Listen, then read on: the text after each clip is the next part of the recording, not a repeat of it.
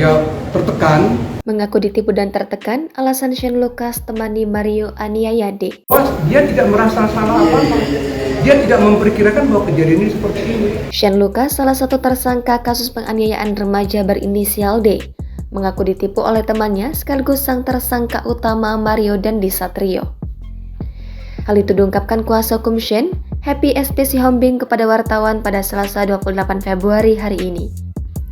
Shane disebut tidak pernah diajak Mario ke lokasi tempat kejadian perkara penganiayaan D di bilangan Pesanggerahan, Jakarta Selatan. Jadi dia langsung dibawa si Mario langsung ke tempat TKP itu.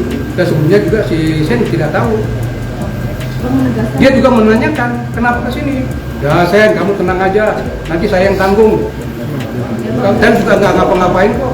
Kita hanya ketemu David. Saya hanya interogasi kok. Happy mengungkapkan bahwa sang klien memang memiliki ketakutan tersendiri kepada sosok Mario.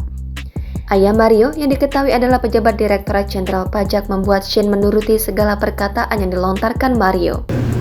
Dan selama ini juga dia selalu menggampangkan. Tadi keterangan dari Shane, dia selalu menggampangkan. Pokoknya apa yang diperintahkan dia kepada si Shane, ya suruh bawa Rubicon. Dia sudah bawa Rubicon itu 3 kali. Suruh jemput Anes juga dia mau.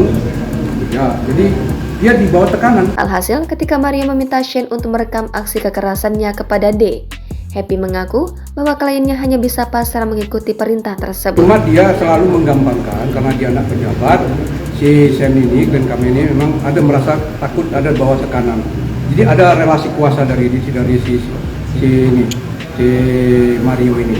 Apalagi saat itu, Mario menggaransikan bahwa Shane tidak akan terseret kasus penganiayaan. Kamu rekam aja apa yang saya minta. Ini kamu tidak akan ikut bertanggung jawab. Pokoknya kamu rekam aja ini. Pengakuan Shane melalui pengacaranya ini berbeda dengan hasil penyidikan kepolisian. Polisi menyebut Mario menganiaya korban pada 20 Februari lalu di Komplek Grand Permata, Pesanggerahan, Jakarta Selatan karena provokasi Shane. Awalnya, Mario marah mendengar kabar dari saksi berinisial APA yang menyebut pacarnya AG mendapat perlakuan tidak baik dari korban. Mario kemudian menceritakan hal itu kepada Shane Lucas. Kemudian, Shane memprovokasi Mario sehingga Mario menganiaya korban hingga koma. Shane juga merekam penganiayaan yang dilakukan Mario. Kini, Mario dan Shane telah ditetapkan sebagai tersangka. Mario dijerat dengan pasal 76C Jungto pasal 80 Undang-Undang Nomor 35 Tahun 2014 tentang Perlindungan Anak, subsidiar pasal 351 KUHP. Sementara itu, dokter Rumah Sakit Mayapada menjelaskan soal perkembangan D. Korban penganiayaan Mario Dandi sudah menunjukkan kemajuan yang sangat signifikan. Tim dokter menjelaskan kesadaran D sudah menunjukkan banyak perkembangan setelah menjalani perawatan intensif di Rumah Sakit Mayapada selama 5 hari. Dokter menyebut dia sudah bisa bernafas tanpa menggunakan alat bantu pernafasan, namun masih mendapat pengawasan ketat dari tim dokter.